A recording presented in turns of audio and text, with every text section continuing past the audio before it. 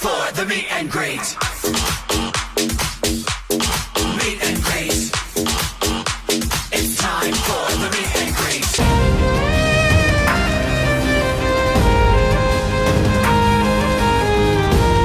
Hello viewers, this is Gargi welcoming you all to Asavari's meeting show. And today let me introduce you Jap Singh, Japneet Singh from New York City. So Jap or Japneet is a very well-educated, well-read Punjabi Sikh, and he's been born and brought up here in America. But his dil is Hindustani, fir bhi dil hai Hindustani. So his heart beats for India. And he's going to talk about different kind of social issues. Our first discussion is about farmers' bill. So you all know that India is right now going through a lot of economic issues, and the farmers' bill has been quite a very important and crucial issue. So I would request Jap Singh to talk about the farmers' bill. So welcome, Jap, to Asavari's meeting show.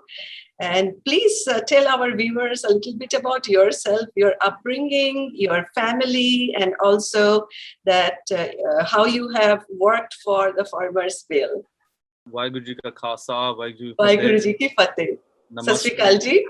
And namaste, Sat Sri Akal to everybody watching. I'm so grateful. Thank you so much for allowing us the opportunity to just talk about the farmers. I think that's a big deal, especially in the last 8 months. ਸਾਡੇ farmers they've gone through a lot of struggle, and loki say kai wari sanu puchde ne here in the States, why do we care? And the reason why we care, in a simple, if I want to put it in simple terms, is there's no anything simple about this whole movement. But if I had to put it in simple terms, because we're all from India at the end of the day, whether we're born here or there, our parents are from there, our grandparents are there. If you look at the people that are protesting right now, they're in their 60s, 70s, 80s. I have my uncles that are at the mortar right now. So there's a lot of common denominators that connect us back home, which is why we all care, no matter if we're in the United States, Canada, the UK. The international community has amplified so much of the movement. And I think Jesse Galgari asi ki kar sakte hain. Rihanna's one tweet really put the world on notice. You know, after Rihanna, bahut vadi pop star thi, like bahut vadi singer hai, once she tweeted out that what's going on in India, so many different celebrities, so many different athletes, so many different singers came out and stood with the farmers. The main issue here is that India is tied up with so many different countries. People are just scared. You know, Sade Jesse kuch keh diye in support of the farmers, because I've met so many politicians that support the farmers. You know, they came out, they support the farmers, but they're not on record to say it. Why? Because they're scared. Jona kuch kehta sade jehde Indian donors ne, jehde sade Indian investments ne, ota ki honga. I think that's the biggest thing that we've noticed here.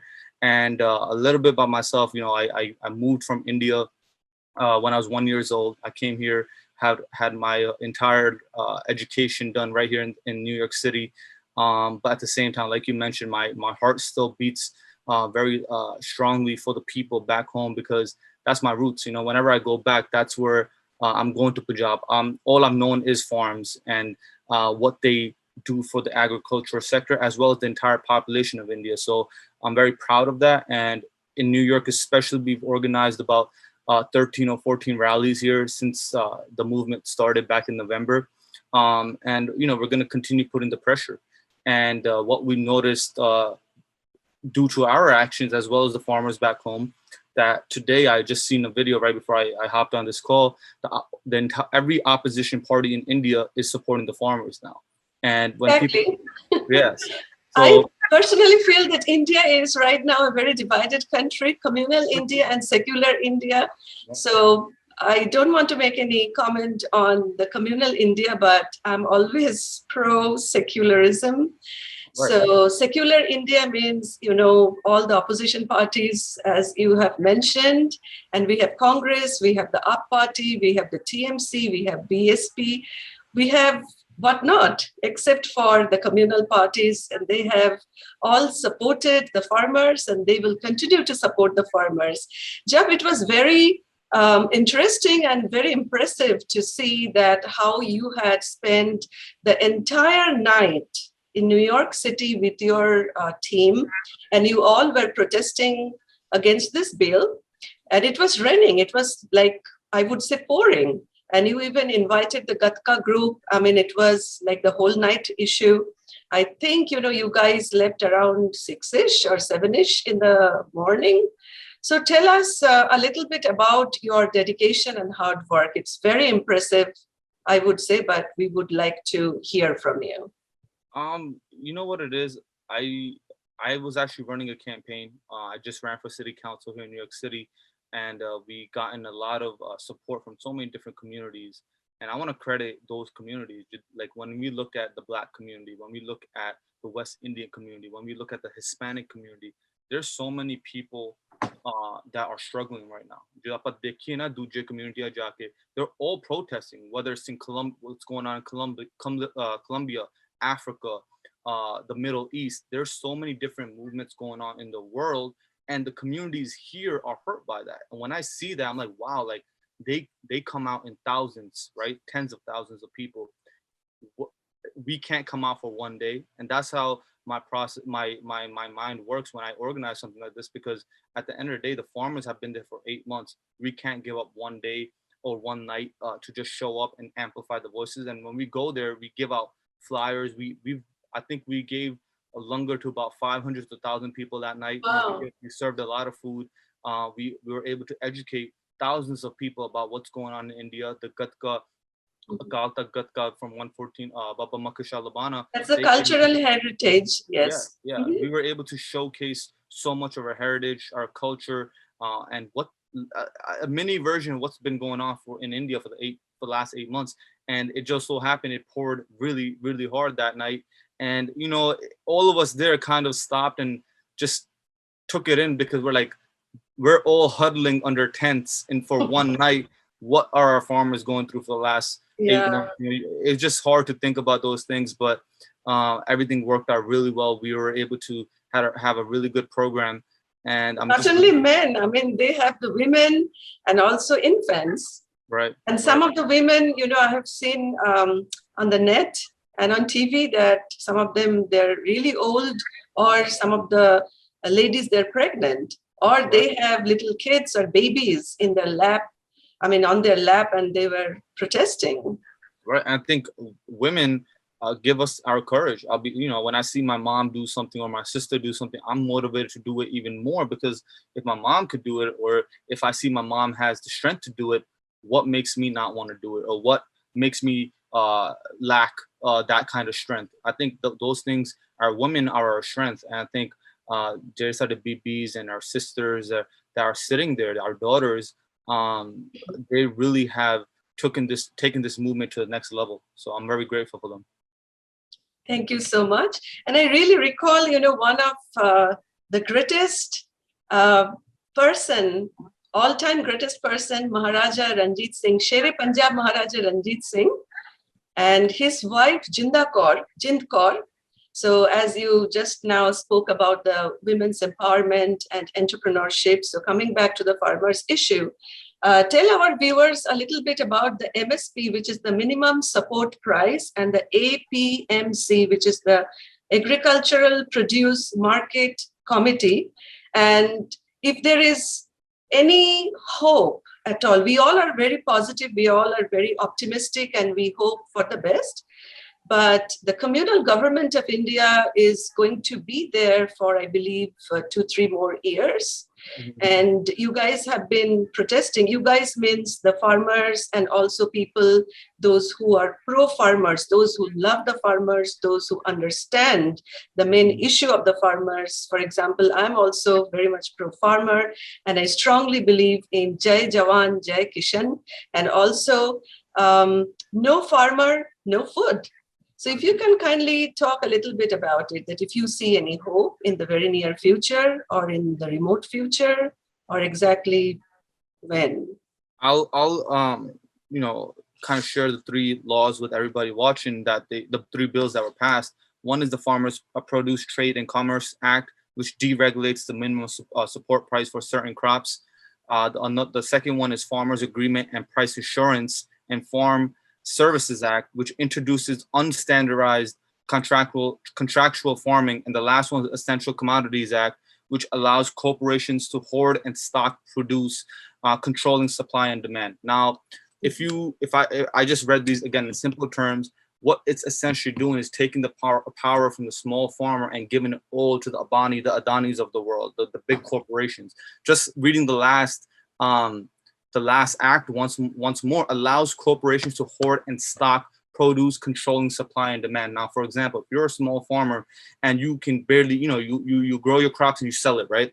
Where are you going to keep those crops, right? If it gives the ability for big corporations to stock these crops, Adani can have limited storage, but a small farmer like me or you will not have that capability. What does that mean? Meaning they can sell it at a lower price, so they can because they can have stocked up crops. But if you're a farmer like myself, you have to get rid of it right away. But if no one's buying it because Abani could do it sell it for a lower price, they're gonna obviously go to him. Minimum support price is basically like getting rid of the minimum wage here in the States. If you're going to the market and you're guaranteed a certain price, you're guaranteed to a technical level. People were committing suicides before these bills were even passed. So now imagine this: you go to the market and you take your crop that you could get, I don't know, 25 or 35 rupees for in the past. But if that's gone now, it's basically like you're at the mercy of what's being offered to you when you go to the mandi, right? So the mandi system is going to be completely gone. So you're kind of at the mercy at what's going to be given to you. It could be 5, it could be 10, whatever the demand is at that time. So you kind of get rid of that minimum wage, which makes it even tougher for farmers to get by day to day. So again, if you look at all three of these bills, as well as the right to take, so say that you see something's wrong in the market, you can't even sue anybody anymore. So it's like, if something's going wrong, it's like in the United States, if your employer is sexually harassing you, for example, you can't even take it to court because that system is being eliminated. I think we need to look at these laws for what they are. I see what they're trying to do with it. They're trying to mirror what's been going on in the United States, but India is not there yet. At least in the United States, they give supplement income to the farmers here in the United States. If there is a shortage in pricing, or if there's a shortage in what the farmers are earning during that particular season, the United States government will supplement that income to the farmers. There's nothing like that. The Indian government has not said, we'll train you to take up other career options. We will give you resources so you can make that adjustment. There's none of that. It's like straight up, we'll give you these 3 bills, jo karna karo, right? At that point. So then you're leaving such a big section of the population at the mercy of these big corporations. So what the corporation is going to eventually do is buy all these farms out and make these farmers their slaves. I don't know if it's a speculation or a hypothesis. I mean, I've heard that some people are afraid that the farmlands have been sold to the corporates like Adani, Ambani, and all those big shots. So do you think that, it's illegally being sold? There could be I don't trust much news coming out of India, to be honest, because it's all speculation. But you never know, man. You never know. And another thing I want to say is that a lot of people are planted in this movement. Like, there's a lot of people that get infiltrated into the movement that either tarnish the movement or maybe give it a bad name or whatever the case may be. I'm talking strictly about what's wrong with these bills and listen, when you have the entire opposition party telling you we're against you, that says something. Even the Democrats and Republicans in the United States, if the entire the entire moderates are saying, this is not going to work, even here in the United States, they'll take those laws back or they'll reconsider. You're trying to tell me we have a prime minister right now that is listening and hearing everything, but is failing to act that's in the best interest of the people. What is going to happen if he takes back these bills? His ego is going to get hurt. And I think that's what we need to understand. I clearly remember there was one incident during the tractor rallies in Delhi I mean, a person, he actually, I believe at the Red Fort, he was waving the flag of the Nishan, the Sahib, I believe. And then, some people, they say that they were actually waving the flag of Khalistan. So the separatist people, and they were trying to defame. I mean, when they were saying that they cannot stop the protest, so then they did some conspiracy that how to suppress this movement. So if you would like to throw some light on it. You're 100% right. I think that's what we see all the time. And I think here in the US too, when we have scenarios like that, we are very mindful, because again, right now it's about the farmers. So we want to make sure that every possible thing we do is focused towards the farmers. Nishan Sahib, again, like you can't say that it was a clear Nishan Sahib that they were waving, and the fact that it's called the Khalistan flag goes to show exactly what this narrative they're trying to make this narrative into. Like every other movement that happens in India, they try to pinpoint it to Khalistan. Again, when people in India that are sitting at the Morcha saying we're here to repeal these bills, they're saying that themselves, they're the ones that are there. Mm-hmm. Those are the people that need to give priority. Those are the people that are citizens of India, and those are the people that aren't being heard right now. Exactly. I completely agree with you. So let's talk about a little bit about the hate crime, which is very common in USA these days, just like the gun violence. What do you think? What's wrong, man? I mean, why is this gun violence and also the hate crime, they are not stopping? I believe that recently in Jericho, there is a Gurdwara which did not even open. I mean, some person came and he vandalized, and I believe he just wrote some graffiti on the fence of the Gurdwara, which is not even open. And we all know that you guys feed us, serve us langar, and you guys are so sympathetic. You guys have such a big heart. So what's wrong, man? I mean, if you can kindly explain it to us, what happened on Jericho? Yeah, so it's a twofold problem that you just mentioned. The gun violence, again, until we don't take systematic measures to fix the problem, is going to continue happening. Meaning, like systematic checks to make sure that people who are purchasing guns don't have previous records. Right? I mean, the issue of gun violence came from Sandeep Singh Dhaliwal from Texas, the cop, the on-duty cop who got shot, right. And that was one hate crime. 100%. So if you can kindly continue what you were saying. Sure. Yeah, I think the gun violence, again, in New York, where it's a little bit stricter on that. Gun violence mostly, if you look at the statistics of it, Midwest states are more prone to it just because the gun laws are much more looser there. Like in Indiana, I don't know if you know, in Indianapolis a couple of months ago, there was a FedEx shooting where 4 our brothers and sisters were murdered. In those states, we want to make sure that there's stricter gun laws where people who are purchasing these guns, we have a thorough check. We can't give guns to anybody that walks into the store, right? I think that's where, until we don't take systematic measures to fix that problem, it's going to continue happening, unfortunately. In New York, where I live, I can talk more about the problem here when it comes to hate crimes. I think as a person that just ran for office, one of the big things that us Sikhs and any minority needs to do is take part in the community.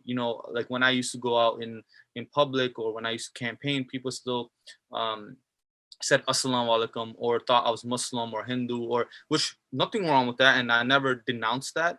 It was more about, hey, how are you? Let's have a conversation. Let me tell you who I really am, right? Or what I really believe in. I mean, I believe that because of the turban and the beard, they kind of...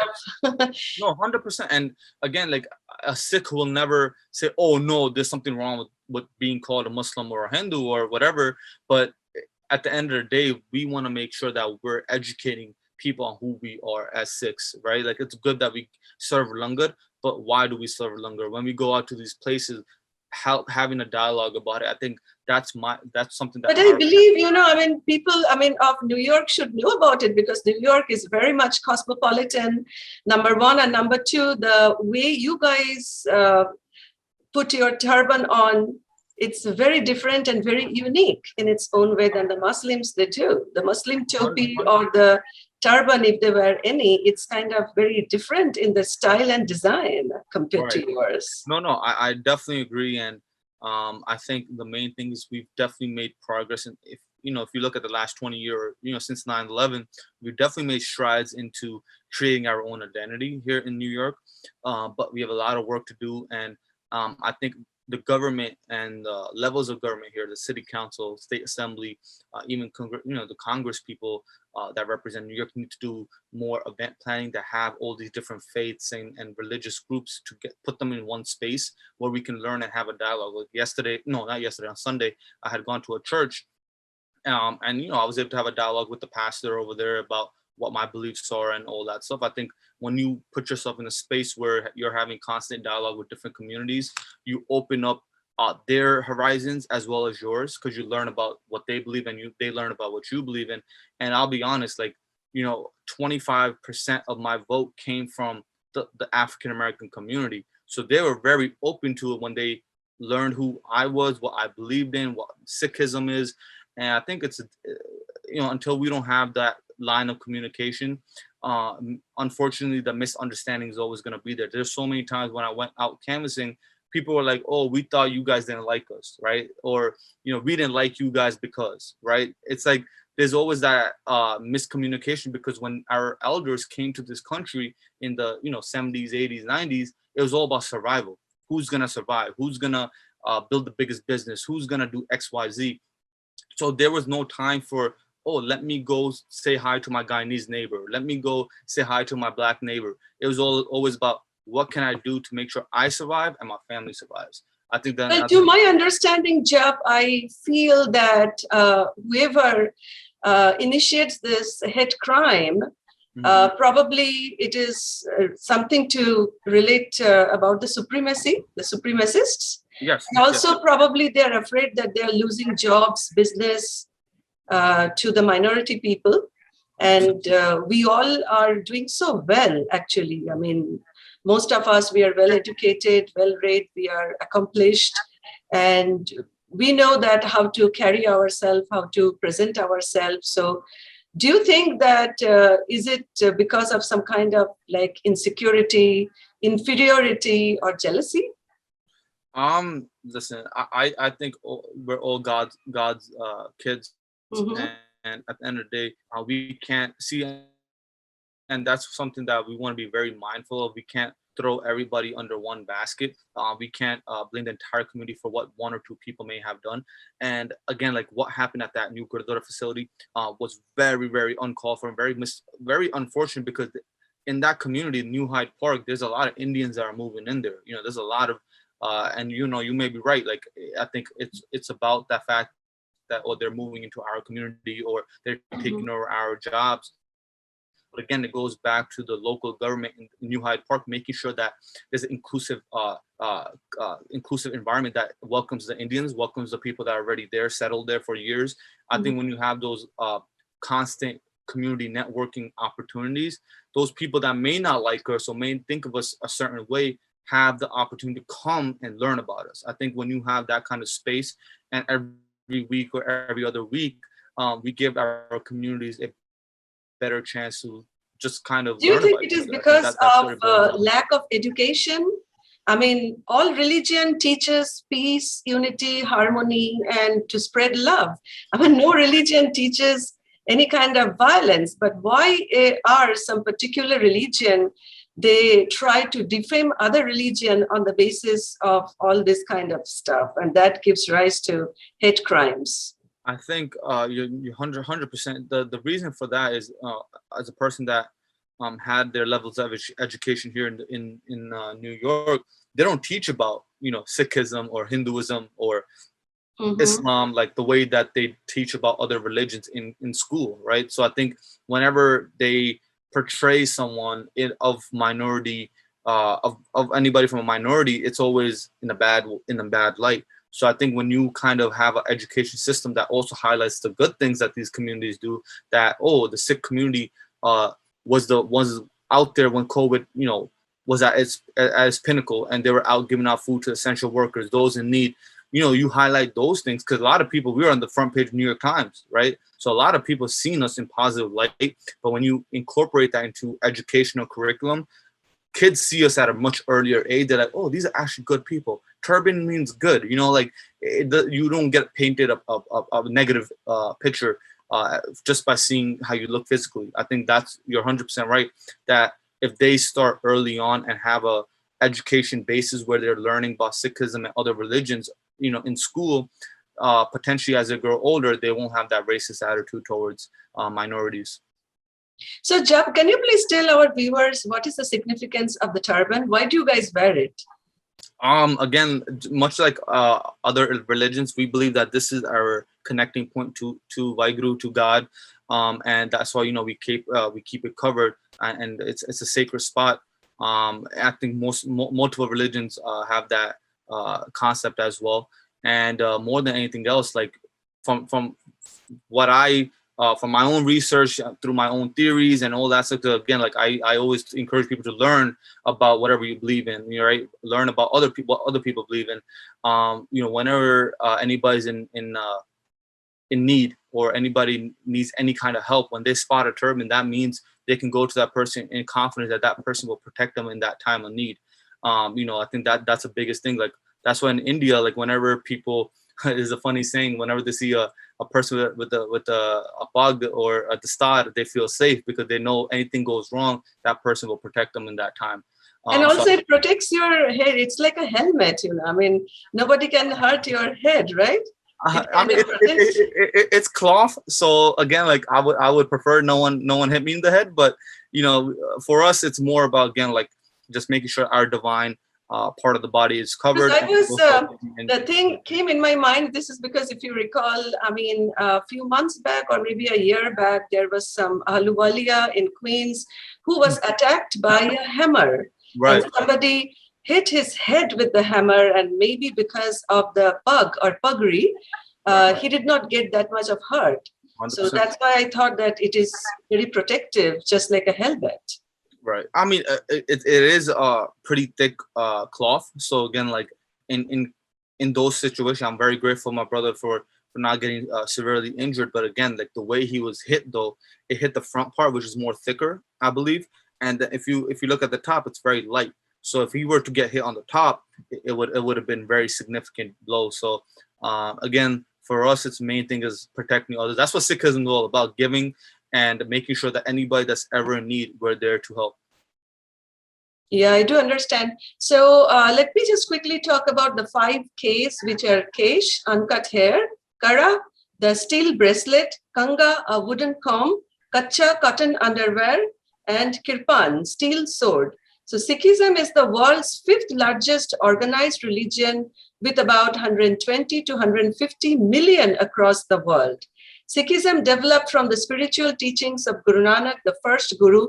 The 10th Guru, Govind Singh Ji, named the Sikh scripture Guru Granth Sahib as his successor, bringing to a close the line of human gurus and establishing the scripture as the last eternal 11th living guru, a religious, spiritual life guide for the Sikhs. And I have 3 quotes of Sikhism. The first one is, the world is a drama staged in a dream.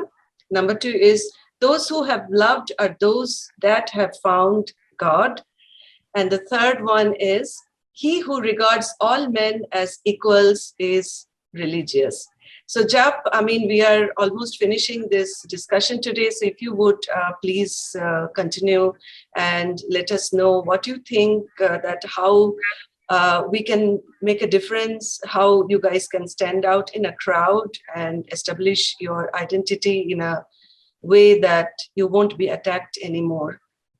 I think, again, one real big thing about Sikhism is that anytime anybody around the world is in need, we're there, right? Whether it's in the form of serving langar, whether it's the form of sharing it on social media. Like if you look at any Sikh that you may have on social media, or in general, everybody's on top of it to make sure that any human that is in need, we're there to represent them, or at least be their advocate, and we've shown that during COVID, we've shown that even during 9/11, we've shown that countless times in India. And one thing that I just urge my brothers and sisters watching this is that, again, like, this is not even a political matter anymore. This is about people dying. This is about people's livelihood. We just need you to stand with us during this farmers protest. This is, like I mentioned, there's no political agenda for these 60, 70, 80-year-olds. They're fighting literally for the next generation of farmers that are going to be impacted by these laws. You know, who wants to leave their house, their farmlands, their kids, their wives, whatever the case may be, for 8 months and be at the borders, right? And I just want people to understand that, like, we can't even live without our beds for one day. Imagine these people for last 8 months doing I don't know if anybody experienced winter in India. It is devastating. Like, Oh yeah, it's bad. it's very intense. Very, very intense. I've been in there in the winter, and I was inside, and it was really And also in summer, especially in New Delhi. Yeah. Oh my God. Yeah, so they've seen almost every season there. They've seen winter, they've seen rain, they've seen and the rain over there is crazy as well. They've seen summer now, and it's about to be winter again. So it's like they've gone through so much in that time, and it's a family there. They're not gonna be like, if people think they're gonna be tired now, there's no way. They formed bonds. They formed. I mean, I really admire the tractor rally, because petrol is so much in a hike, and they came from I think remote villages of Punjab and Haryana all the way to Delhi. Right, and I think one thing I want to highlight is that people may say, "Oh, it might be don't stop making why do you guys keep saying Punjab or Haryana, this and that?" There's a lot of people from all around India came to Punjab or Haryana to do farming there because these laws were already implemented. Yeah, most of India's farmlands are there in Punjab and Haryana. And even the ones that are in other places, those farmers came to Punjab and Haryana to get a better living for their family because they know these laws haven't been implemented in Punjab or Haryana yet. So I think people need to understand that we're not being any kind of separatist in this way. It's more about what's fact and what's not. Mm-hmm. And we want to make sure that everybody understands that this movement is about no religion, it's about no culture. It's about the farmers and farmers only, and we need to support every single farmer that's been struggling for the last 8 months. Right, it is an all-Indian, it's actually a national issue right now because India has farmlands everywhere throughout India, but as we all know that Punjab and Haryana, it cultivates the most, and India's gross profit from agriculture comes mostly from Punjab and Haryana, and they have been protesting against this illegal, inhuman farmers bill, which is anti-people, actually, I would say. Rain or shine, as you just now mentioned, that in winter, in summer, during the monsoon, they have been protesting, and there have been people, not only men, but women and children. So irrespective of their age and ethnicity, nationality, race, they have all protested and came on a common platform where now the opposition parties of India, they have all united and they are standing with you. And Jap, it's so great to talk about you. I mean, about your life, about your dedication, about your diligence, about your hard work, about so much of love you have for Punjab, for Haryana, for the farmers, for human. For all India. Listen, at the end of the day, like, I'm from India, right? Like, when we don't, when we do anything, if you look at the Olympics, what flag was shining above all? The India flag. At the end of the day, we're all from India. We need to understand that, right? But it is amazing to see that India won a gold. Right. 1 gold, 2 silver, and 4 bronze. So a total of 7 medals. And a lot of them, a